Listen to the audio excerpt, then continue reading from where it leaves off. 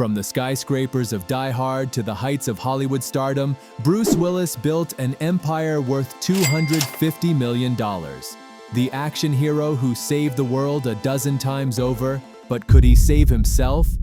In 2022, a shocking diagnosis rocked his world: aphasia, leading to frontotemporal dementia. The man who never backed down from a fight was forced to retire at the peak of his legacy. No more blockbusters, no more paychecks from the silver screen. But wait, has his fortune crumbled under the weight of illness? Who's managing his massive estate now? And how is his family holding it all together amid heartbreaking health battles? Tonight on Celebrity Screen, we dive deep into Bruce Willis's wealth journey, the rise, the riches, and the devastating disease that's testing his $250 million legacy like never before. Hit play to uncover the truth. If you're obsessed with celebrity fortunes and untold stories, smash that subscribe button for Celebrity Screen, your front row seat to the stars' secrets. Let's roll. Welcome back to Celebrity Screen, where we peel back the glamour to reveal the real stories behind your favorite stars. Today we're talking about one of Hollywood's unbreakable icons, Bruce Willis. Born Walter Bruce Willis on March 19, 1955, in the small town of Idar Oberstein, West Germany. To a German mother and American father, Bruce's early life was far from the spotlight. His family moved to New Jersey when he was 2, and money was tight. Bruce grew up stuttering, a challenge that would later fuel his acting passion. He worked odd jobs: bank guard, truck driver, even a chemical factory laborer. But dreams of the stage called. After community college, he headed to New York, honing his craft in off-Broadway plays. By the early 80s, Bruce was scraping by as a bartender at the Kamikaze Club in Soho. Legend has it, he invented the Red Death cocktail.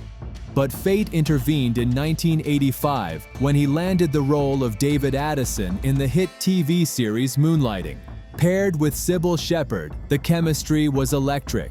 The show ran for 5 seasons, earning Bruce 2 Emmys and Golden Globes. Suddenly, the struggling actor was a household name, and his net worth. It jumped from peanuts to millions overnight. But this was just the beginning of building what would become a $250 million fortune.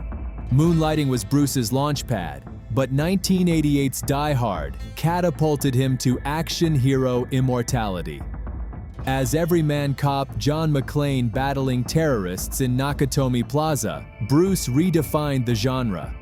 The film grossed over $140 million worldwide on a $28 million budget, and Bruce's payday? A cool $5 million. Not bad for a guy who'd never held a real gun before. The Die Hard franchise alone would earn him tens of millions across 5 sequels, with salaries escalating to $15 million per film by the 2000s. But Bruce wasn't just an action star. He diversified like a pro investor. In 1994's Pulp Fiction, his boxer Butch Coolidge role alongside John Travolta and Samuel L. Jackson earned critical acclaim and another $5 million. Then came The Fifth Element, 1997, with $14 million. Armageddon, 1998, for $14.8 million. The list goes on. By the 2000s, Bruce was commanding $20 million per picture. Hits like The Sixth Sense, 1999, where he played the twist-revealing psychologist, added residuals that still pay out today. But smart moves off-screen supercharged his wealth. Bruce co-founded Cheyenne Enterprises in 1998 with Arnold Rifkin, producing films like Bandits and Hostage. He invested in real estate, owning multiple properties, including a 20-acre Idaho ranch and luxury homes in Los Angeles and Turks and Caicos. Endorsements poured in: Skechers shoes, Die Hard video games, even a Mercedes-Benz deal. And don't forget residuals. Syndication from Moonlighting and endless Die Hard reruns generate passive income estimated at $10 to $15 million annually even today. By 2010, Forbes pegged his net worth at over $100 million. Investments in stocks, wine collections, and even a stake in a Planet Hollywood restaurant chain pushed it higher. Bruce's philosophy: work hard, invest smart, and enjoy the ride. At his peak, he was Hollywood's reliable earner, grossing over $5 billion in box office worldwide. That $250 million figure you hear in 2025? It's the culmination of decades of blockbuster bets paying off. But every empire faces storms. For Bruce, it started subtly. By the late 2010s, fans noticed something off. He was churning out direct-to-video films. Over 20 low-budget thrillers between 2019 and 2022, like Trauma Center and Out of Death. Critics called them terrible, but Bruce earned $1 to $2 million each, quick gigs that raked in $20 to $30 million total. Whispers grew. Was he desperate for cash or hiding health issues? In March 2022, his family broke the silence. Bruce was stepping away from acting due to aphasia, a communication disorder affecting speech and comprehension. It was heartbreaking. The man whose gravelly voice defined tough guy cool could no longer deliver lines. Then, in February 2023, the update: aphasia was a symptom of frontotemporal dementia, FTD, a progressive brain disease hitting language and behavior centers. At 67, Bruce's career, spanning 100-plus films, ended abruptly. FTD strikes in prime years, often 45 to 64, derailing lives financially and emotionally. For Bruce, no more $20 million checks. Productions halted. His last film, Assassin, wrapped just before retirement. The impact? Immediate income loss from new projects. Hollywood insiders say he was lined up for cameos and voice work, but that's all gone. Yet, Bruce's resilience shines through family updates.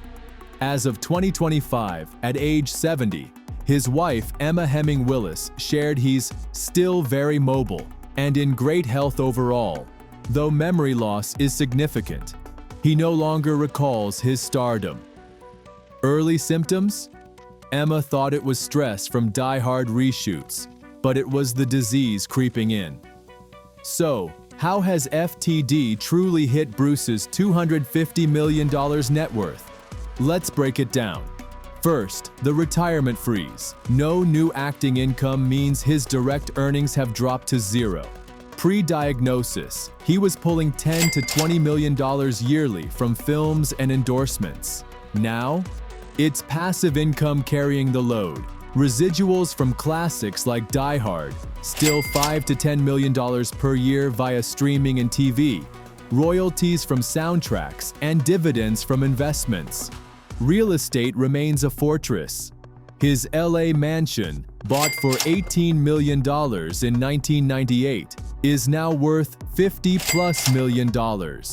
The Idaho Ranch, a serene $10 million retreat. Business ventures like Cheyenne Enterprises continue generating fees. Endorsements linger too. Skechers renewed deals post-retirement, but challenges loom. FTD care is expensive. 24/7 assistance, therapies, and medical bills could run $100,000 plus monthly. Reports from 2025 say Bruce pays $14,000 per month for long-term care alone, plus taxes on withdrawals from retirement accounts. Who's steering the ship? Not Bruce. A team of financial advisors, plus ex-wife Demi Moore and current wife Emma Hemming Willis, co-manage the estate. Emma's launched a wellness brand, while Demi ensures blended family harmony across 5 kids. Has wealth eroded? Not drastically. As of 2025, Celebrity Net Worth and Forbes estimates hold steady at $250 million. Smart planning, trusts, diversified assets shields it from depletion. But FTD's unpredictability means future costs could rise. Inheritance? Split among kids, with safeguards for ongoing care. Bruce's story.